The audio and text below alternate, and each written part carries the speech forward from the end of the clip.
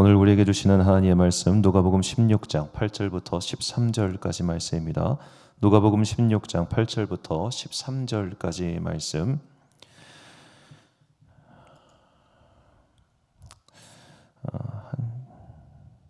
봉독하도록 하겠습니다.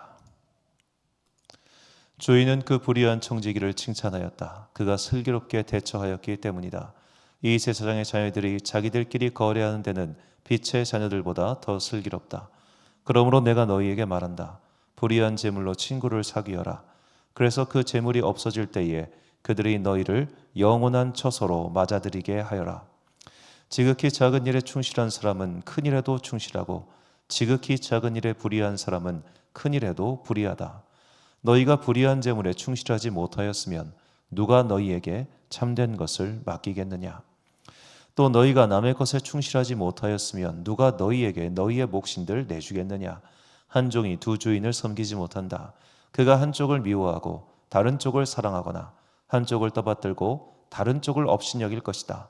너희는 하나님과 재물을 함께 섬길 수 없다. 아멘. 한국교회 옛 이야기 네 번째 강좌, 오늘은 군산구암교회와 군산 아펜젤러 기념관 이야기를 함께 나누도록 하겠습니다. 자, 이제 오늘은 군산에 대해서 함께 살펴보고자 하는데요. 지금 또 이 화면 분배기에 좀 문제가 있어가지고 제가 그냥 그 PPT 화면을 이렇게 켜놓고 계속 설명을 하도록 하겠습니다.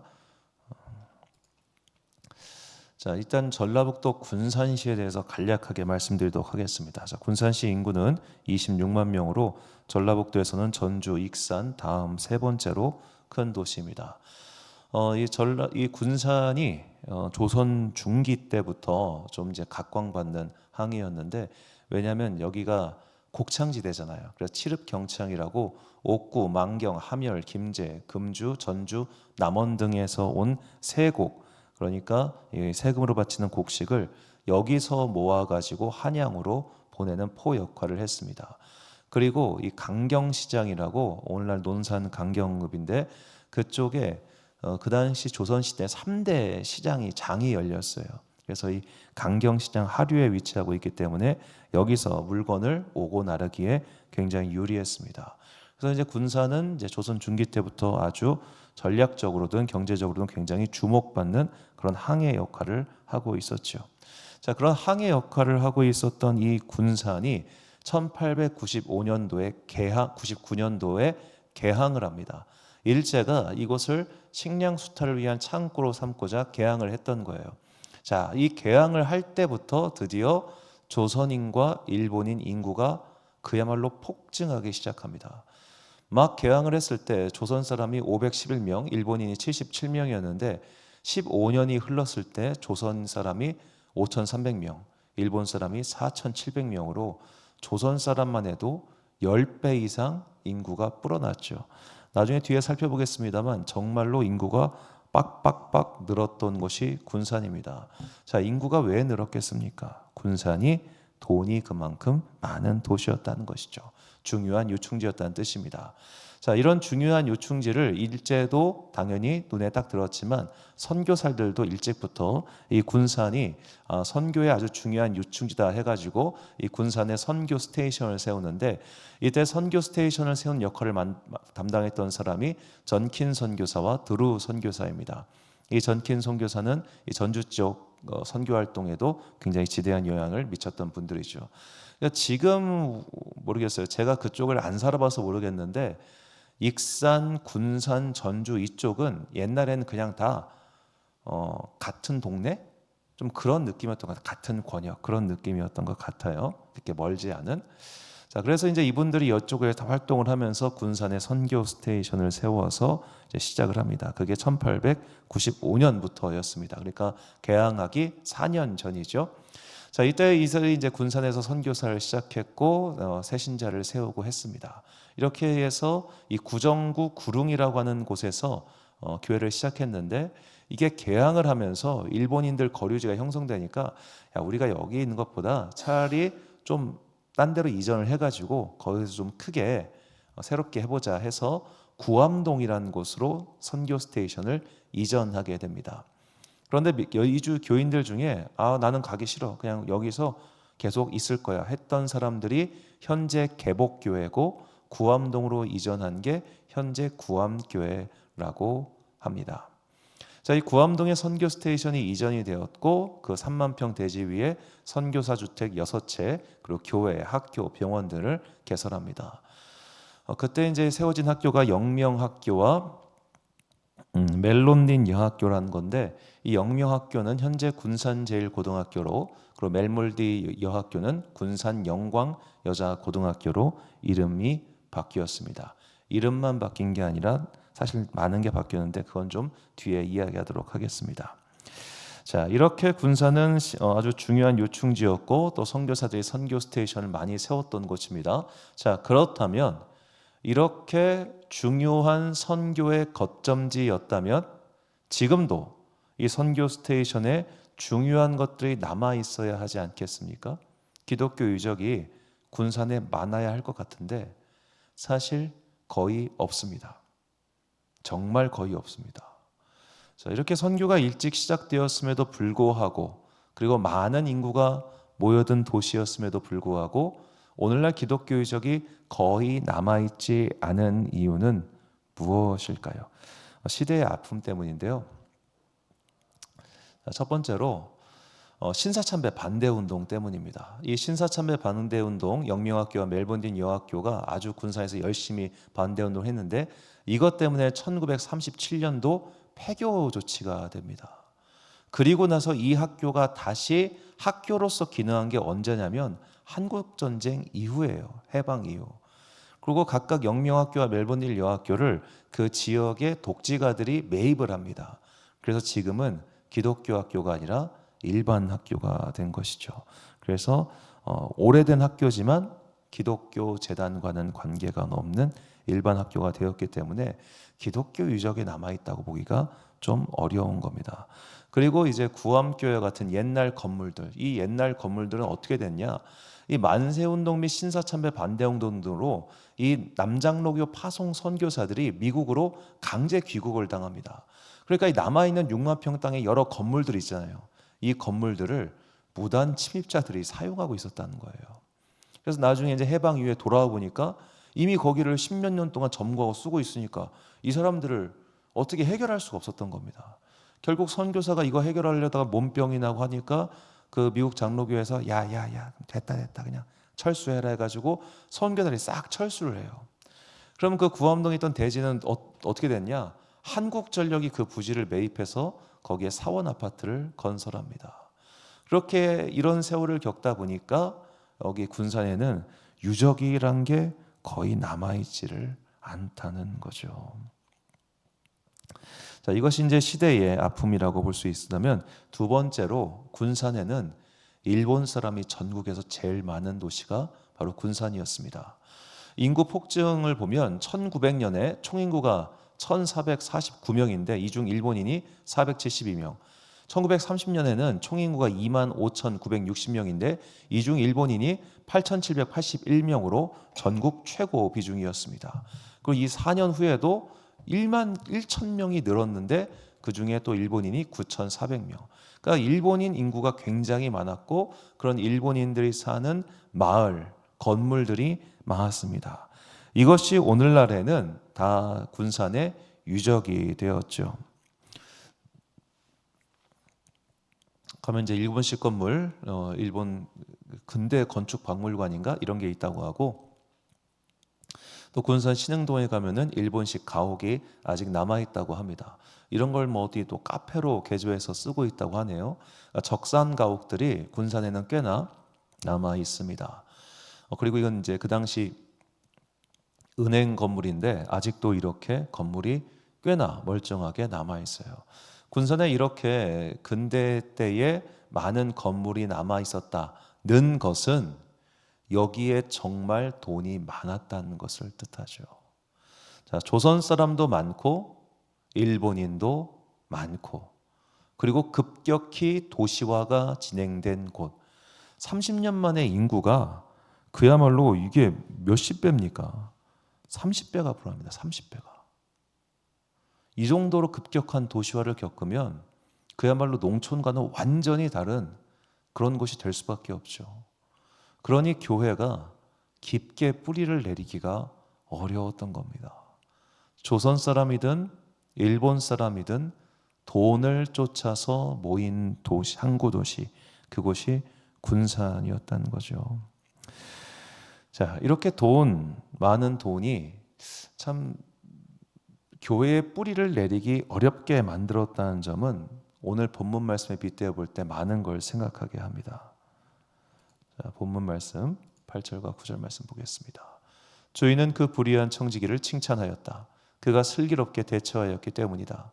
이 세상의 자녀들이 자기네들끼리 거래하는 데는 빛의 자녀들보다 더 슬기롭다. 그러므로 내가 너희에게 말한다. 불의한 재물로 친구를 사귀어라. 그래서 그 재물이 없어질 때에 그들이 너희를 영원한 처소로 맞아들이게 하여라. 자, 오늘 이 비유의 말씀은 우리말 속담으로 거의 완벽하게 대체가 가능합니다. 속담이 그렇죠. 강아지처럼 버려서 정승처럼 써라. 자, 불의한 재물로 친구를 사귀어라. 이게 어떻게 성립이 되냐? 이 청지기는 지금 주인의 돈을 착복해가지고 그 죄로 잘리게 됐습니다. 그러자 내가 은퇴 후 이거를 어디에 가서 살면 될까 해가지고 주인에게 빚진 사람들의 빚을 자기가 마음대로 탕감을 시켜줘요. 자, 주인에게 피해를 입혀서 잘린 사람이 주인에게 더 큰 피해를 입힌 겁니다. 굉장히 아이러니한 웃기는 상황이죠. 그런데 주인은 그 불의한 청지기가 옳지 못하게 일을 처리했음에도 불구하고 그것을 기뻐합니다. 왜 그랬을까요? 그 불의한 청지기가 주인의 마음에 맞게 행동했기 때문입니다. 주인은 자신에게 빚진 사람들의 빚을 탕감해주고 싶은 마음이 있었습니다. 그런데 이 불의한 청지기가 의도한 바는 아니나 그 주인의 마음이 원하는 방향으로 행동했다는 거예요. 이것이 예수님께서 불의한 재물로 친구를 사귀라고 하신 의미입니다. 물론 불의하지 않게 돈 버는 게 제일 좋죠. 정당하게 바른 방법으로. 그러나 설령 그렇게 너희가 돈을 벌었다 하더라도 그 돈을 바르게 쓰라는 겁니다. 바르게 쓰라. 돈을 정당하게 벌어서 너만을 위해서 쓰는 것보다 정당하게 못하게 벌었을지언정 그 돈을 바르게 쓰는 게 어쩌면 더 중요하다는 거죠. 이게 오늘날 우리 윤리적 관점에서는 용납되지 않을 이야기일 수 있는데 이게 분명히 사실은 중세시대 때까지는 굉장히 널리 퍼져 있는 재물관이었어요. 그래서 설령 네가 살아있을 동안 악하게 돈을 벌었을지라도 이 돈을 나중에 정당하게 하나님께서 기뻐하시는 방향으로 쓰면은 주님께서 너의 죄를 감해 주실 것이다. 이건 이제 그 중세시대까지는 굉장히 널리 이야기했던 것인데 현대 윤리에는 조금 맞진 않죠. 하지만 그 정도로 돈을 바르게 사용하는 것은 정말 중요하다. 여기서 바르다고 하는 것은 하나님의 마음이 있는 방향, 그것을 뜻합니다. 자, 우린 돈을 벌어야 되는데 문제는 그 돈을 번 다음입니다. 그 돈을 하나님이 원하는 방향으로 쓸 수 있는가, 이거를 고려해야 된다는 거죠. 자, 군산 외의 다른 도시들은 그게 됐어요. 근데 군산은 어려웠던 거예요. 왜 그랬을까? 돈이 너무 많아서 그래요. 신기한 게 나중에 이제 강원도 쪽 가면 또 한번 얘기할 일이 있겠습니다만 지금 우리라면 되게 상상하기 어려운 일들이 19세기 말과 20세기 초에 벌어집니다. 그게 뭐였냐면 선교지 분할 협정입니다. 장로교회와 감리교회가 각각 선교사들을 막 파송을 했단 말이에요. 그런데 야, 우리가 서로 선교지가 겹치면 일의 효율성이 떨어지니까 우리 분할 협정을 해가지고 강원도는 감리교, 뭐 평양은 장로교 이런 식으로 나누자 해가지고 나눴어요. 그런데 이때 나눌 때 어떤 일이 벌어졌냐면 예를 들어 강원도 철원 같은 경우는 이미 장로교회에서 교회를 다 지은 데가 있었단 말이에요. 협정 전에. 근데 협정을 해서 나뉘게 됐잖아요. 장로교회가 자기들 나가고 그 교회 건물을 그대로 감리교회한테 줍니다. 지금이라면 상상도 못할 일이죠. 이게 왜 가능했을까요? 거기가 강원도니까 그래요. 싸요. 적어도 그 당시 미국 사람들의 관점에서 봤을 때 조선 땅은요, 서울이 됐든 부산이 됐든 평양이 됐든 강원도가 됐든 부동산적으로 볼 때는 별 가치가 없었던 겁니다. 그렇기 때문에 나누는 거에 있어서 큰 문제가 안 됐죠. 지금이라면 되겠습니까? 어린 반푼어치도 없는 소리지. 땅값 차이가 얼만데.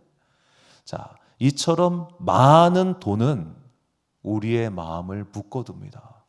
오히려 돈이 없을 때는 적은 돈으로도 나누고 아끼고 사랑할 수 있는데 돈이 많아지면 그게 더 어렵다는 것이 참 인생의 아이러니긴 하죠. 자, 그래서 예수님께서 이렇게 말씀하신다. 본문 11절과 13절 말씀 보니까 너희가 불의한 재물에 충실하지 못하였으면 누가 너희에게 참된 것을 맡기겠느냐. 한 종이 두 주인을 섬기지 못한다. 그가 한쪽을 미워하고 다른 쪽을 사랑하거나 한쪽을 떠받들고 다른 쪽을 업신여길 것이다. 너희는 하나님과 재물을 함께 섬길 수 없다. 아멘.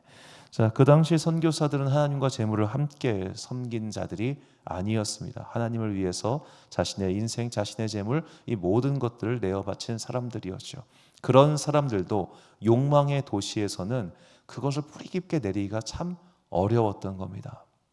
자, 그래서 이제 군산 기독교 유적이 이렇게 적게 남은 이유에 대해서 간단히, 물론 제 주장과 제 해석이라는 점을 좀 말씀을 드려놓고 이쪽은 이제 마무리를 짓고, 그래도 이제 군산에 가면 한번 이제 기독교 유적까지는 아니지만 기독교의 역사에 굉장히 중요한 기념관이 하나 있는데 그게 군산에 있는 아펜젤러 기념관입니다. 자, 아펜젤러 기념관이라고 하면 이 가보시면, 저는 이제 가봤는데 꽤 유물도 많고 나름 이제 아펜젤러나 다른 선교사들의 선교 활동을 잘 설명해 놓은 선교 기념관이 있습니다. 자, 지도를 나중에 검색해 보시면 이 아펜젤러 기념관이 두 개가 있어요. 충남 서천 서면에 있는 순직 기념관이 있고 전북 군산시 내초안길에 있는 기념 선교 교회가 있습니다. 저는 어쩌다 보니까 둘 다 가봤는데 규모에서는 얼추 비슷합니다. 근데 왜 이렇게 하나는 충남에 있고 하나는 전북에 있는가? 이건 지도를 보면 이해할 수 있는데 이게 각각 기념관 위치입니다. 그러니까 저 곳이라고 해야 될까요? 만이라고 해야 될까요? 저기 북과 남으로 이렇게 기념관이 있는 겁니다. 그 이유는 이 아펜젤러 선교사가 저기 저 바다에서 바다에 빠져서 순직했기 때문입니다. 이 아펜젤러 선교사의 이야기를 이제 마지막으로 하려고 하는데요. 이 아펜젤러 선교사는 이제 미국에서 태어나서 공립학교 교직 생활을 하고 있었습니다. 원래부터 언어에 재능이 출중했다고 하더라고요. 그러다가 이분이 이제 1879년도에 감리교회 교인으로 등록을 합니다. 원래는 저기 침례교, 정확히는 더 제세례파였다고 해요. 그러다가 드류신학교에 입학을 했고, 그리고 선교사로 내가 가야겠다는 마음을 가지고 12월에 결혼하고 그 다음 달에 선교사 파송 예배 드리고 그 다음 달에 목사 안수 받고 그 다음 달에 일본으로 출발해서 그 다음 달에 인천에 들어온 사람이 아펜젤러입니다. 그러니까 이 사람은 신혼여행이나 신혼생활 이런 걸 전부 다 어디서 했냐? 선교사로서 살았던 사람이에요. 그냥 나는 선교사로 살다 그야말로 선교사로 죽을 각오를 한 사람이 아펜젤러라는 사람이다 라는 겁니다. 참 대단하죠. 지금 우리 같았으면 누가 20대에 이렇게 결혼하자마자 다음 달에 선교사로 나가는 그런 일을 지금은 누가 할 수 있겠습니까? 자, 이렇게 1885년도 4월 5일 날 인천 제물포에 도착한 아펜젤러 선교사는 그때 함께 돌아왔던 언더우드 선교사와 함께 성경 번역 사업 등 여러 가지 일들을 하죠. 그래서 1887년도에 정동 제일교회를 시작으로 인천 내리교회 등을 이제 설립을 하고 성경 번역 연구를 위해서 목포로 성경 모임 배를 타고 가다가 선박 충돌로 바다에 떨어서 순직했는데 이때가 44세의 때입니다. 그냥 바다에 떨어진 게 아니라 그때 정명여중인가 정명여고인가 학생을 태우고 갔는데 그 여학생이 바다에 떨어지자 그 사람 구하겠다고 뛰어들어서 같이 바다에 빠져 사망한 것이죠. 시신을 발견하지 못했습니다. 이 선박 충돌이 일어난 장소가 추정컨대 어디냐면 군산시 옥도면 어청도라고 해요. 여기가 이제 어청도 일대인데 여기서 이제 이 일대에서 선박 충돌로 순직한 걸로 이렇게 추정하고 있습니다. 여기가 일단은 행정구역상 군산시입니다. 군산시. 그래서 군산시에도 기념관이 있는 것이고, 아니다, 여기도 여기쯤이 더 가깝다 해가지고 그쪽에도 서천에도 이렇게 있는 겁니다. 하여튼 두 개가 일단 많으면 많을수록 좋은 거죠. 자, 이 아펜젤러 선교사는 어쩔 수 없이 여러 면에서 이 언더우드 선교사와 비교되는 인물입니다. 자, 왜냐하면 이제 언더우드는 장로교회 대표 선교사이고 아펜젤러는 감리교회 대표 선교사이기 때문이죠. 그리고 이제 이 사람들의 사역이 겹치는 부분도 많고 합니다. 그런데 이제 이 초기 한국 선교사를 연구했던 사람들은 입을 모아서 하는 얘기가, 초기 한국 교회 선교를 주도한 것은 언더우드가 아니라 아펜젤러였다고 말을 합니다. 대표적인 사례로 일단은 성경 번역, 물론 일본에 언더우드가 먼저 왔어요. 1년 먼저 와서 이수정과 함께 마가복음 성경 번역을 하고 있었는데, 이 번역에 훨씬 탄력을 받은 게 아펜젤러 어학에 더 재능이 있었기 때문에 잘 되고 있었습니다. 그리고 아펜젤러는 기혼자 선교사였습니다. 언더우드는 싱글이었어요. 그리고 이제 자기 딸을 앨리스를 이제 서울에서 한양에서 나왔는데, 이 딸이 한반도 최초의 외국인 출생아기입니다. 그리고 이제 우리가 많이 드리는 송구형식 예배, 이게 원래 감리교회 예전이에요. 미국 감리교회 예전. 이거를 한 거예요. 아펜젤러가 먼저. 그리고 언더우드가 야 그거 좋다 해가지고 같이 한 걸로. 이게 거의 정설입니다. 그만큼 예배학이나 성경학에 있어서 아펜젤러가 굉장히 두각을 나타냈고, 이 성경 번역 사업을 참 잘했던 사람인데, 안타깝게도 이렇게 일찍 순직을 한 것이죠. 근데 오늘날 물론 제가 장로교 목사이기 때문에 언더우드 이야기를 훨씬 더 많이 들어서이기도 하겠습니다만, 언더우드 선교사와 아펜젤러 선교사의 각각 기념사업회나 기타 등등 비교해 봤을 때 언더우드 선교사 쪽이 제가 느끼기엔 훨씬 많게 느껴집니다. 왜 그런가 생각해 보면 이것도 조금 냉정하게 말해서 돈과 관련이 있습니다. 이 아펜젤러 선교사가 설립했거나 그와 관계된 교회들 중에 소위 말하는 초대형 교회가 별로 없습니다.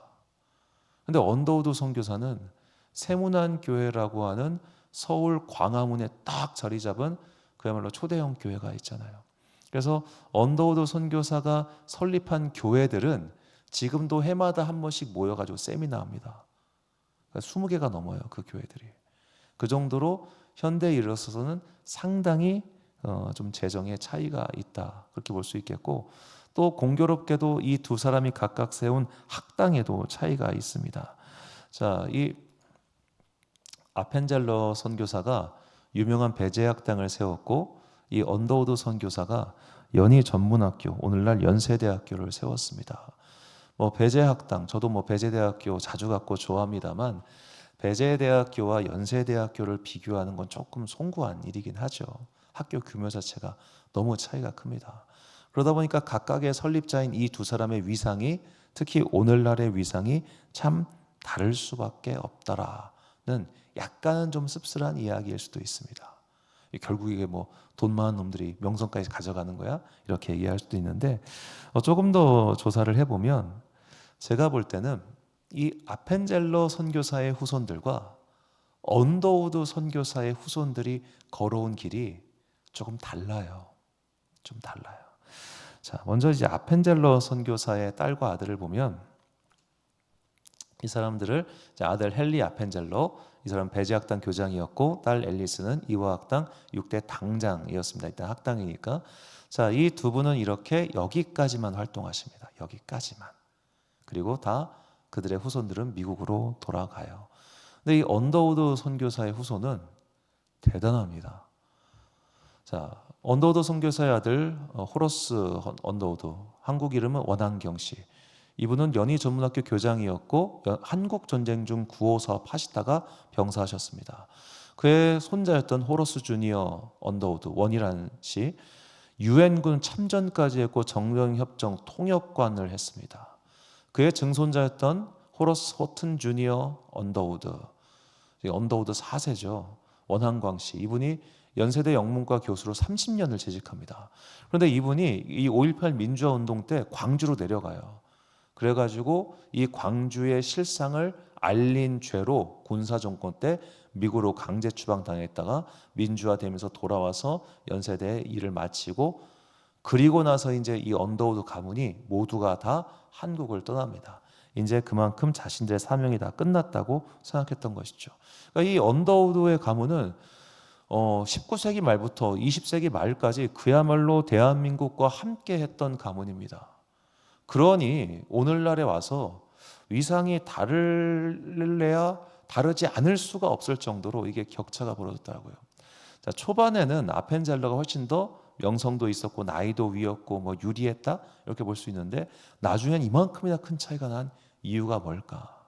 그냥 제가 반쯤 농담 삼아 이야기하는 건데, 이 아펜젤러는 결혼을 한 이후에 한국에 들어왔고 언더우드는 여기서 결혼합니다. 한국에서.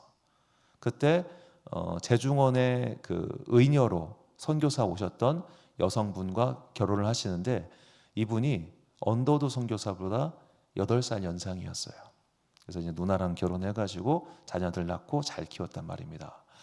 자, 오늘날 이건 농담 반 진담 반이긴 한데, 특히 자녀가 사역자의 길을 가는 자녀를 둔 부모님들 중에 결혼 문제에 있어서 정말 깐깐하게 따지는 분들 너무 많이 봅니다. 너무 많아요. 그거는 그렇게 건강한 일이 아닙니다. 오히려 사역이라고 하는 분명한 목적을 가지고 하나님 나라를 향해서 함께 갈 수 있는 동역자를 구하는 게 우선이지, 집안이 뭐네, 나이가 뭐네, 학교가 뭐네 이런 거 따지는 사람들은 참 자기 믿음을 좀 돌아봐야 됩니다. 그런 분들 제가 좀 많이 봤어요.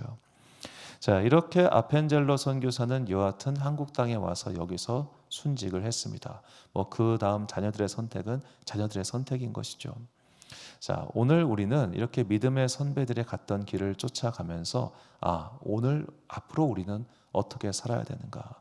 이 돈을 쫓는 세상 속에서, 명예를 최우선하는 세상 속에서, 자신의 이익을 따라 움직이는 세상 속에서 정말로 20대부터 40대, 지금 아펜젤러 선교사가 제 나이 때 죽은 거예요. 이렇게 젊고 무언가를 할 수 있을 때 주를 위해 헌신했던 사람들, 그 사람들의 이야기를 함께함으로 앞으로 나는 어떻게 결단하고 무엇을 할 것인가를 좀 더 진지하게 고민하고 하나님께 자신의 인생을 조금씩 내어드리는 그런 여러분과 제가 되시기를 주의 이름으로 축원합니다. 결단의 말씀, 히브리서 13장 5절과 다니엘서 12장 3절 말씀입니다. 돈을 사랑하지 말고 있는 바를 족한 줄로 알라. 그가 친히 말씀하시기를 내가 결코 너희를 버리지 아니하고 너희를 떠나지 아니하리라 하셨느니라. 지혜 있는 자는 궁창의 빛과 같이 빛날 것이요 많은 사람을 옳은 대로 돌아오게 한 자는 별과 같이 영원토록 빛나리라. 아멘. 사랑하는 지혜의 빛 광성교회 성도 여러분, 그리고 이 수요일 예배 함께 드리고 계신 귀한 주님의 자녀 여러분, 우리는 지금 각자 삶에서 어떤 것을 쫓아서 살고 있습니까? 내가 세상에 이름 남기기, 업적 남기기, 돈 남기기, 재산 남기기에 열중하고 있다면 이제는 삶의 방향을 조금 바꿔봅시다. 이렇게 선교사님들처럼 내 인생을 다 바쳐서 이렇게 하라, 꼭 그런 방법은 아닙니다. 우리가 왜 세브란스가 세브란스입니까? 그게 미국의 부자였던 세브란스가 선교사에게 야 이거 써 해가지고 그 기부자의 이름으로 지어진 게 세브란스예요. 내가 돈 벌어서 기부하십시오. 내가 돈 벌어서 하나님 나라를 위해 쓰면 됩니다. 어디에 있느냐가 중요한 게 아니라 어느 방향을 바라보고 있는가. 내 삶의 방향을 다시 한번 점검하고 하나님 나라를 위해서 나는 지금 무엇을 할 수 있는가, 무엇을 해야 될까, 이것을 고민하고 주를 위해 나의 시간과 인생과 재물을 아낌없이 드리는 그런 여러분과 제가 되시기를 주의 이름으로 축원합니다. 기도하겠습니다. 사랑과 은혜가 풍성하신 아버지 하나님, 참으로 감사합니다. 주님께서 믿음의 선배들의 걸어갔던 길을 따라가게 하심으로써 오늘 우리가 부족한 것이 무엇인지 깨닫게 하시고 그 부족한 것을 주님 보시기에 부족하지 아니하도록 조금씩 채워가는 지혜롭고 슬기로운 주의 자녀들 되기를 간절히 소망하오며 이 모든 말씀 우리 구주 예수 그리스도의 이름으로 기도드립니다. 아멘.